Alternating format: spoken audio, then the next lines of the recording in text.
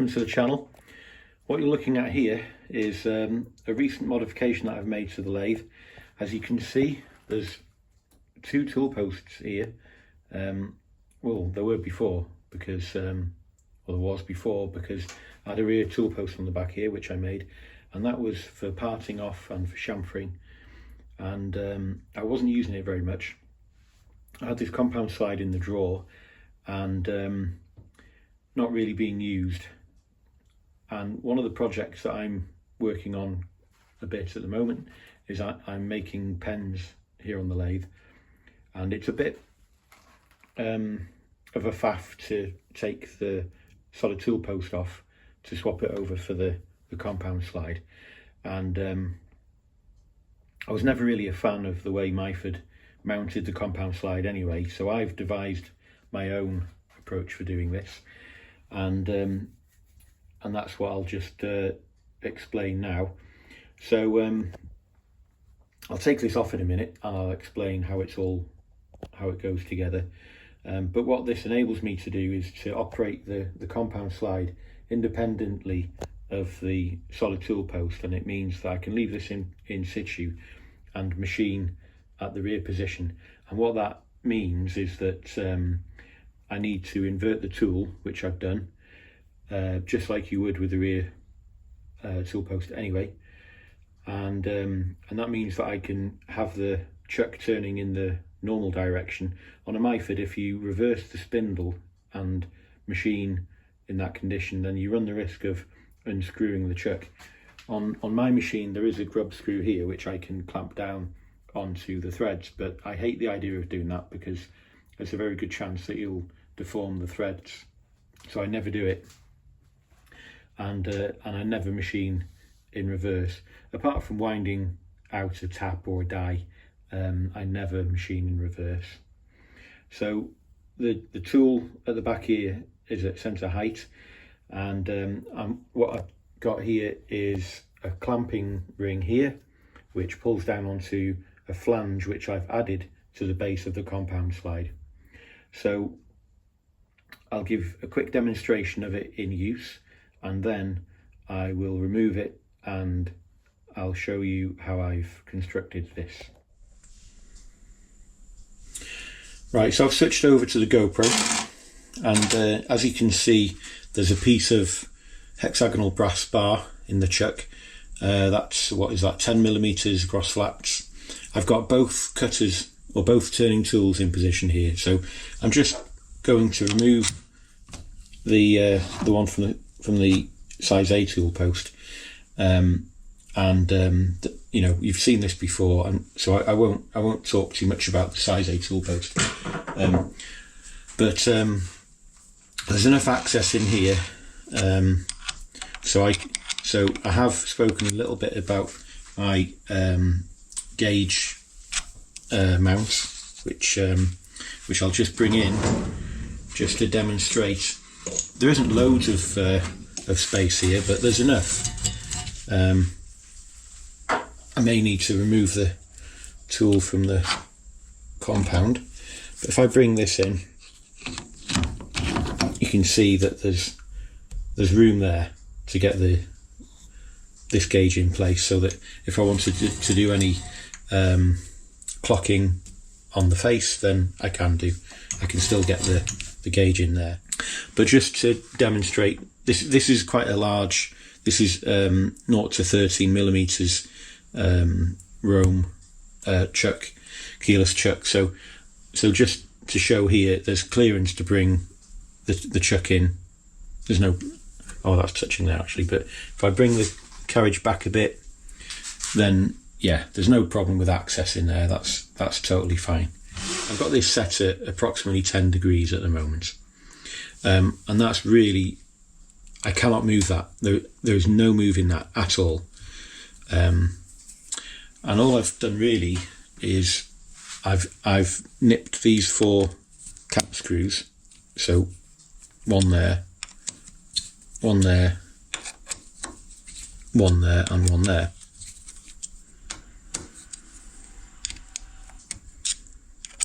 And they're all loose. So you can see now that I can rotate this wherever I want to, really. Obviously I can't do a full 360, but I don't need to, so I've got all of the adjustment that I could ever need, so that's great. So I'll put that back to about 10 degrees, and just to demonstrate, you can see, hopefully you can see that I'm only putting finger pressure on this Allen key to tighten these cap screws. So that's just finger tight. You can see that. I could put a torque wrench on this to demonstrate it, but it's probably a bit overkill. I cannot move it. It's really well clamped, and it's really, really solid. Like I said, I think this is far superior to the way Myford have designed it. And I think that if the cross slide section was made without that big hole, if you're familiar with a Myford, you'll know what I mean. There's a hole under here where normally the base of the compound slide fits into, and then there's like a circular dovetail, and then from the side here there's a couple of screws that clamp a wedged plunger onto that feature. I've never been a fan of it, and I'll show you what mine looks like. It's all chewed up. It's just not a great way of doing it. So what I'll do is I'll put a little turning tool in here. So this is an AA multi-fix tool post. I'll put a tool in there, and I'll show you how I can still face off. I can turn cylindrical features with it as you would normally with a compound slide, and then I'll just turn a little taper. Okay, so you can see now that I've repositioned the Camry, and I've put the tool into the AA tool post, and I'll just face this off, and then I'll maybe turn a short spigot onto it, and then I'll put a little taper on.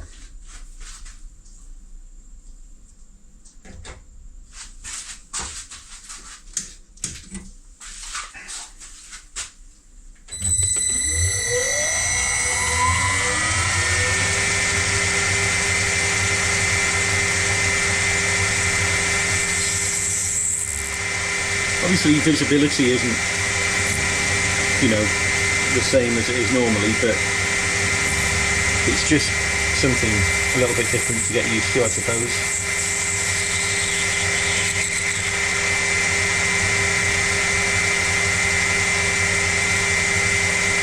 Okay, so that's faced off, and then I'll turn a little shoulder onto here. I'm not really machining to any particular size.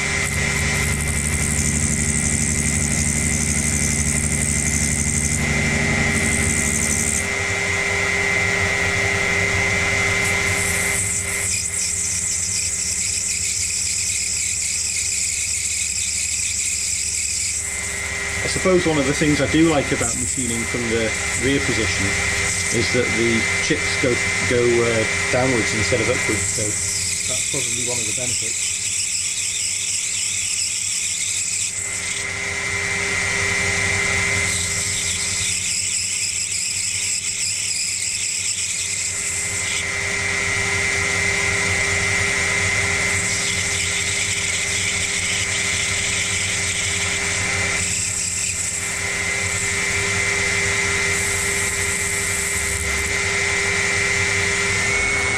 Okay, so that's a spigot turned on and a little shoulder on there.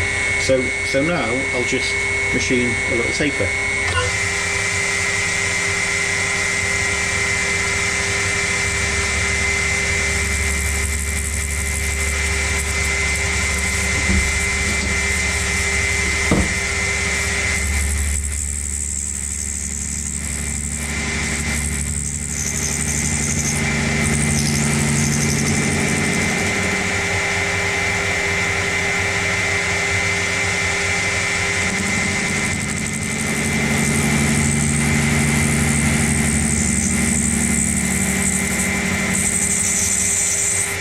Obviously this isn't new to anybody.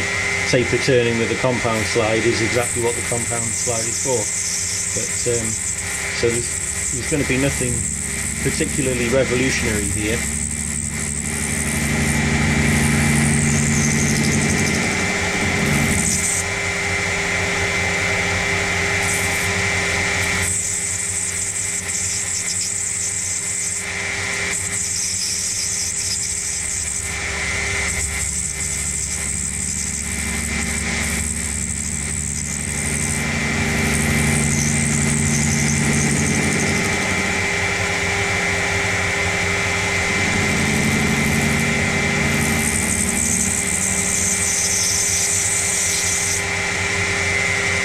Okay, that's probably enough, isn't it?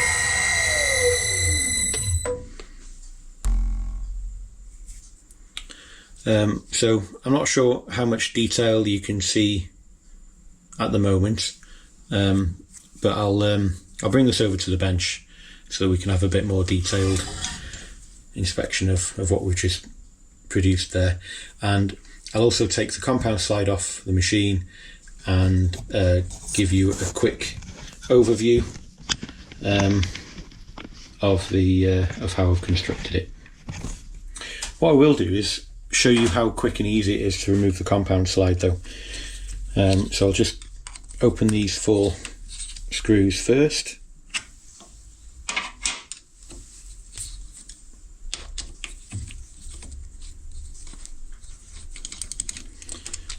It's 1 screw.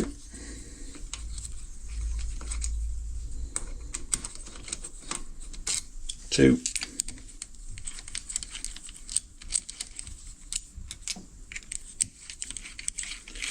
3 and 4. Okay. Off it pops. Okay, so I'll try and do the usual reaching around the camera trick. But here's the compound slide with its new mounting arrangements there. Here's the part that we just played around with on the machine. So it's not particularly pretty, but it was just a quick demonstration really, so you can see that there's a little taper machined onto that hexagon, and it's probably easier to visualize on a piece of hex bar anyway. Okay, so that's that. We'll put that out of the way. As you can see, I've removed the turning tool off the tool post.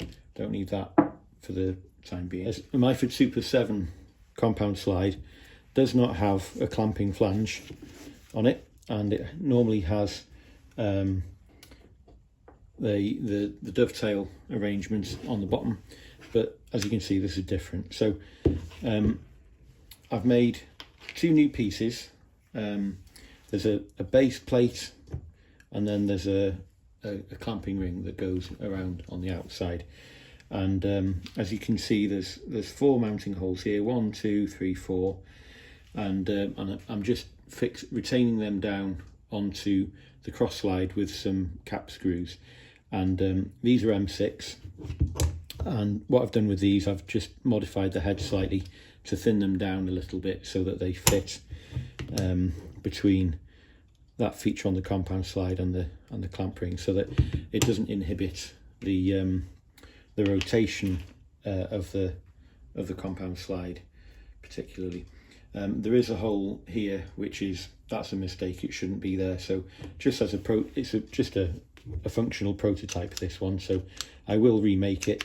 The material of the clamp ring is currently cast iron, so unless I get involved in alchemy, it will remain cast iron, but I'd like to remake it out of stainless. You may notice that there's a crack that's formed on here, and that's because there's a stressed razor, because the hole's close to the chamfer on the edge, and cast iron does not like being in tension. It would much rather be used in compression. I did make a pair of T-nuts, not my usual method, but I did make a pair of T-nuts. These have M6 threads in it. Oops, come back. And these fit into the T-slot on the cross slide.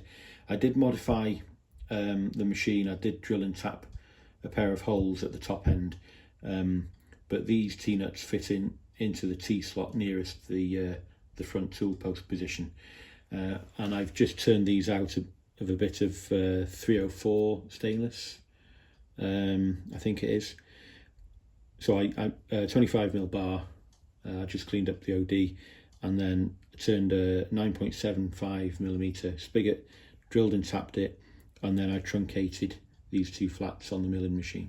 So there's 2 of those, which I know they're not the most exciting things to talk about, but they are necessary to be able to hold it onto the machine.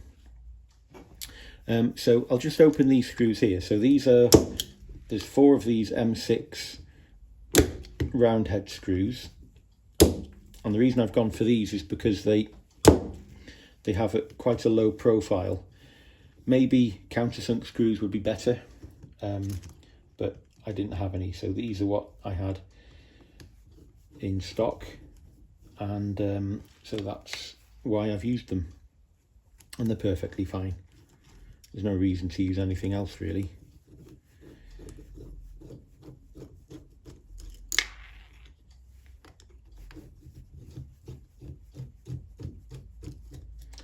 Okay, so that's all those open.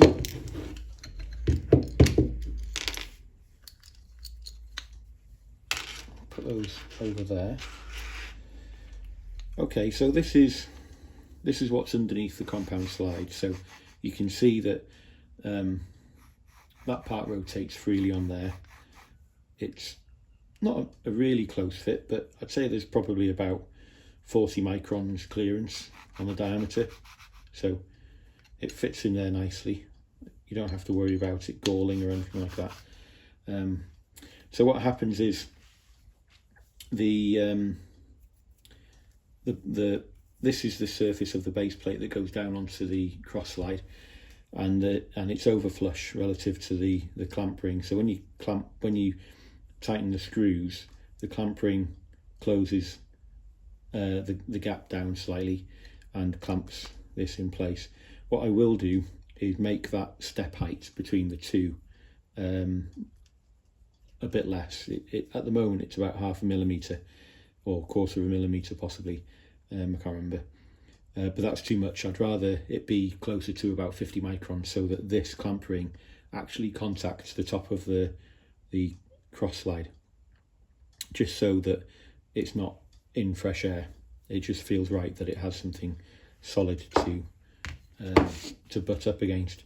Okay, so we'll put those over there, and underneath the compound slide now you can see that there's 4 tapped holes, so they're M6, and this is the feature that normally so the bottom of a Myford compound slide normally looks something like that.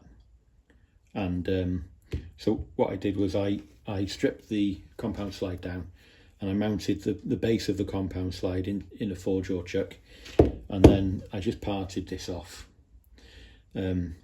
Just out of interest, just so to illustrate why I don't really like this method is, can I capture that well enough? So there's this conical feature, and then there's like a wedged plunger that gets clamped up against that. So that pulls that taper downwards in the cross slide, but it does gall it. So when you back the screw off, that wedged plunger does catch, and you can see that it's worn away quite a lot of material. You can see that ring there. That's quite a lot really, and you can see it's all chewed up. So you can imagine how that feels when you rotate the compound slide to a different angle. It just feels like something's really wrong, and it looks really wrong. So anyway, so I parted that off, and obviously, I've modified that. That's a permanent modification. But if I ever wanted to restore it back to its former build standard, then I could make a new one of these, and I could attach it to the bottom of the compound slide if I ever had a change of heart. So, nothing's really ever permanent when you're able to make parts and think a little bit outside of the box. So there we go. So that's how it goes together. So yeah, that's how I've done it, and I haven't done an awful lot with it so far. I've just some test cuts really is all I've done there really.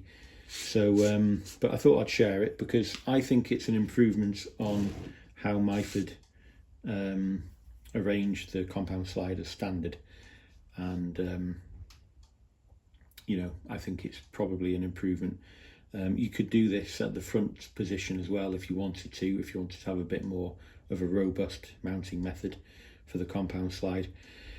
They're a bit flimsy anyway, and maybe this would be an improvement. Maybe you disagree, I don't know, but it's enabled me to have, for when I'm doing small work on the lathe, it's enabled me to have both tool posts in position. I get the benefit of the solid tool post with the tool library and everything, and those tool offsets, which speeds up my workflow. I don't have to take many measurements because I can use the DRO, and this is really for like a second op type arrangement where I'm just machining low accuracy features like tapers in a really easy setup. So there we go. If you stayed to the end, thanks for bearing with and for watching. Thank you to my subscribers, and if you wouldn't mind liking and sharing, I'd very much appreciate it. And that's it for this one. So thanks for watching, and we'll be back very soon. Bye for now.